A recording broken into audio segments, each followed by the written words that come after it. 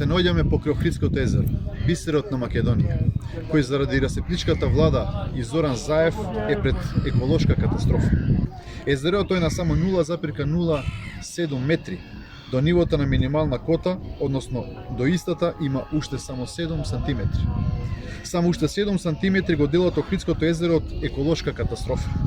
До сега езерото изгубило многу вода, а моментално водата е падната за 58 сантиметри до максималната кота на езерото.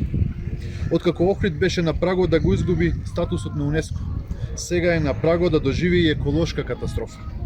Охридското езеро е дом на 17 видови риба, од кои 10 се ендемски. Исто така езерото има голем број на ендемска флора, која поради евентуалната еколошка катастрофа се ризикува и незиниот опстанок.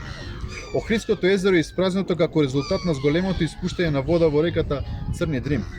Се со цел производство на електрична енергија во двете хидроцентрали низводно на реката и сето тоа само заради да се засити желбата за профит на Зоран Заев.